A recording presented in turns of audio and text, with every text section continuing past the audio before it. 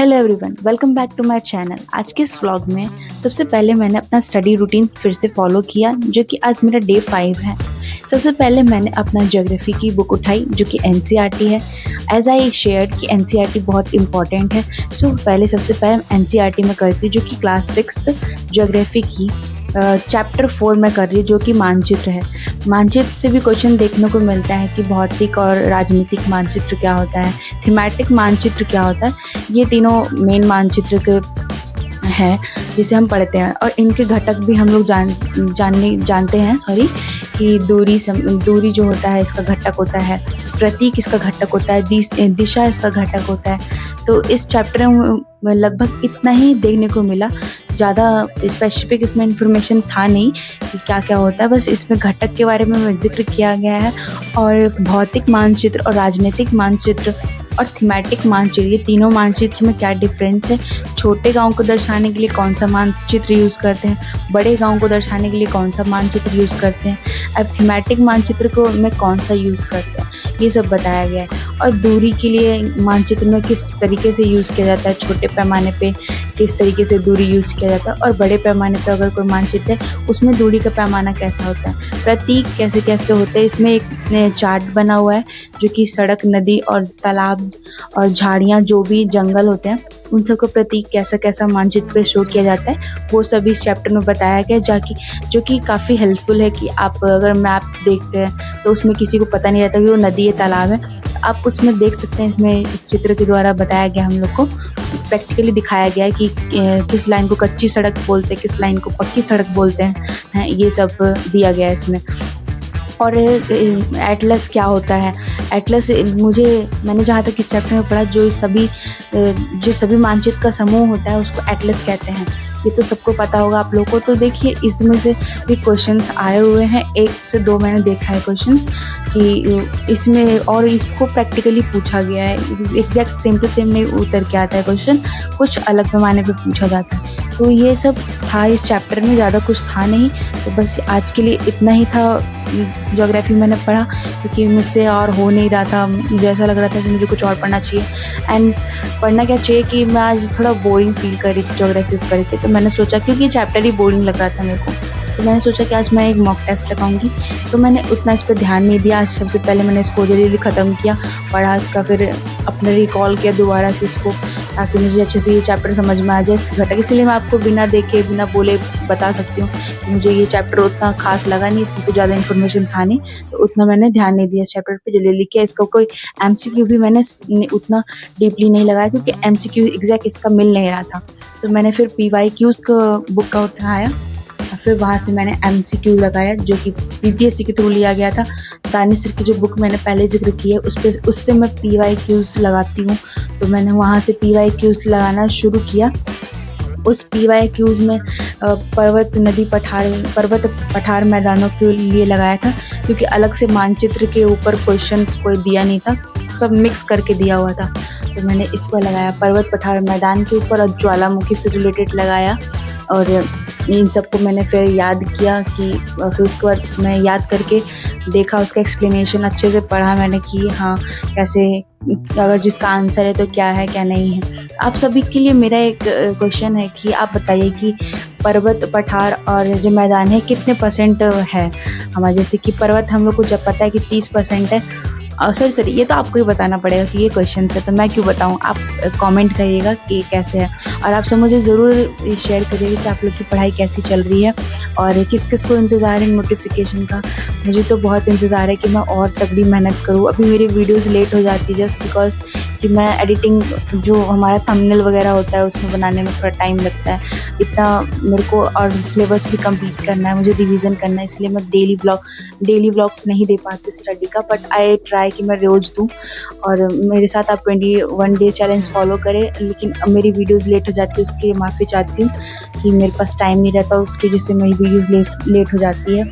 I try कि मैं अपना बेस्ट दूँ आप लोगों के लिए, और जैसे मैं स्टडी कर रही हूँ एग्जैक्ट आपको भी वही बताऊँ। तो सब मेरा आपसे रिक्वेस्ट है कि आप मुझे क्षमा करिएगा अगर कोई गलती हो जाए तो। और इसके बाद मैंने PYQs लगाने के बाद मैं सोच रही थी कि अब मुझे जैसे मैंने बताया, आज मुझे ज्योग्राफी पढ़ने का बिल्कुल मन नहीं था, फिर भी मैंने पढ़ा। इसलिए अब मैं सोच रही हूँ कि मैं एक मॉक टेस्ट लगा लूँ, जिससे मुझे बहुत हेल्प मिल जाएगा कि कहाँ पे मेरी गलती हो रही है, कहाँ क्या हो रहा है। तो मैंने शुरू किया कि मैं मॉक टेस्ट ही लगा लूँ। मैंने ये प्रेफर किया। तो सबसे पहले मैंने मॉक टेस्ट उठाया, जो कि बिहार प्राथमिक शिक्षक के लिए था, जो पीआरटी के लिए स्पेशली था। और वो अभी का नहीं है, वो एक नियुक्ति परीक्षा हुआ था टीचर्स के लिए, उसका लगा रही थी मैं। स्पेशली पीआरटी के लिए नहीं लगा रही थी मॉक टेस्ट में। उसका जो आ रखा है उसमें जो नियुक्ति टीचर के लिए एक आया था प्रैक्टिस सेट, मेरे पास वो था, किसी ने मुझे दिया था। किसी ने क्या दिया था यार, सो आप जानते हैं, मेरे भैया ने दिया था, तो मैं वही लगा रही हूँ। भैया मेरे 9 to 10th में, बट मेरी भाभी जो 1 to 5 में है, जो पिछले TRE 3 में नियुक्त हुई है, तो उन्होंने मुझे ये दिया था। तो मैं लगा रही थी, इसी में से मैंने एक कोशिश किया लगाने का। तो उसमें देखा क्वेश्चंस बहुत हार्ड थे, पर ऐसा नहीं था कि नहीं आता था। ज्योग्राफी का पोर्शन और हिस्ट्री का पोर्शन मुझे इजी लगा, और उसके बाद भी कोई इजी लगा तो मुझे रीजनिंग इजी लगा। और मैथ्स तो मेरा वैसे भी डब्बा गोल है, तो मैथ्स के लिए तो मैं आप लोग को गाइड भी नहीं करती हूँ, क्योंकि मेरा मैथ्स खुद वीक है। फिर भी मैं ट्राई करती हूँ कि मैं उसको बेस्ट बनाऊँ।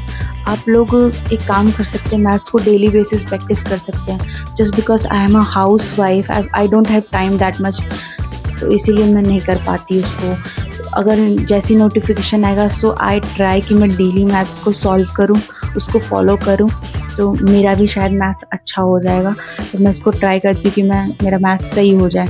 मेरे मॉक्स तो अच्छे जा रहे थे, मॉक पेपर्स मैं जैसे सॉल्व कर रही थी वैसे वैसे मुझे लग रहा था कि जो मैंने पढ़ा है वो आ रहा है, और NCERT से ही रिलेटेड था। और जो मुझे मॉक में क्वेश्चंस नहीं समझ में आ रहे थे, कुछ हिस्ट्री के एक दो क्वेश्चंस थे जो मुझे नहीं समझ में आ रहा था, तो मैंने सोचा कि इसको मैं दोबारा से इसके टॉपिक को पढ़ूंगी, ताकि मुझे नेक्स्ट टाइम दिक्कत ना हो ये। और रीजनिंग का तो काफ़ी अच्छा था सेट।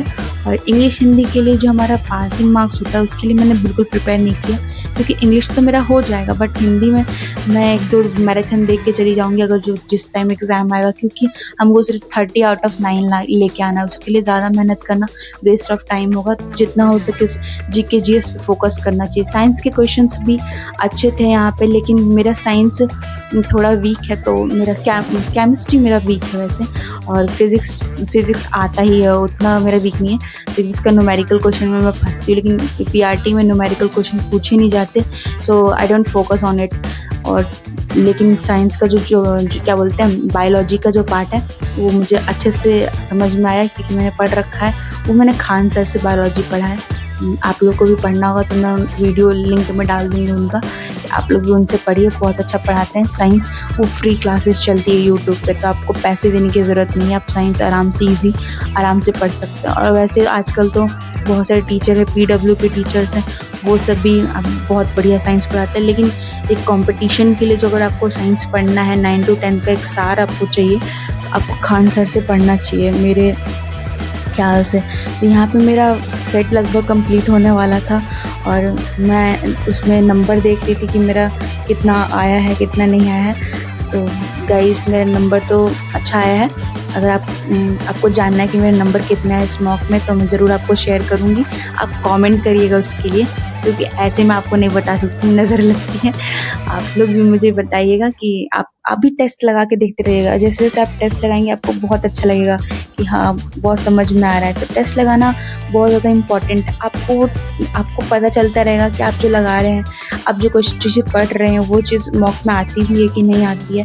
तो मॉक में क्या आपको टॉपिक से कोई क्वेश्चन बनता भी है कि नहीं बनता, ये आपको अच्छा पढ़ने में अच्छा लगेगा। और जैसे ही आपको पता चलेगा कि मॉक में उससे जो मैं पढ़ रही हूँ उससे रिलेटेड क्वेश्चन आ रहे हैं, तो आपको और अच्छा लगेगा। तो मेरा मॉक टेस्ट ख़त्म हो गया। फिर मैंने स्टार्ट किया अपना मॉडर्न बिहार हिस्ट्री का, क्योंकि मैं डेली उसको प्रैक्टिस कर रही हूँ। एक्चुअली आप जानते हैं मैं नोट्स से उसको कर रही हूँ, मेरे पास नोट्स है बिहार हिस्ट्री का। तो मैं बिहार हिस्ट्री का उसी नोट से वापस पढ़ रही थी। जो भी मेरा आंदोलन बचा हुआ था, फटाफट मैंने रिवाइज़ किया और नोट डाउन किया, जो भी मुझे लगा कि ये क्वेश्चंस मेरे को मॉक में नहीं आ रहा था, तो मैंने वो वाले क्वेश्चंस को, उस टॉपिक को लिख लिया। उसके बाद मैंने जल्दी बिहार हिस्ट्री करना शुरू किया, और इसमें मैंने बहुत अच्छे से 3-4 या 4-5 पेजेस पढ़ा। उसके बाद मैंने इसको सोचा कि अब मैं बाद में पढ़ूंगी, क्योंकि मैं मॉक लगा के बहुत ज़्यादा थक चुकी थी। मेरे को 1.5 घंटे हो गए थे मॉक लगाते लगाते।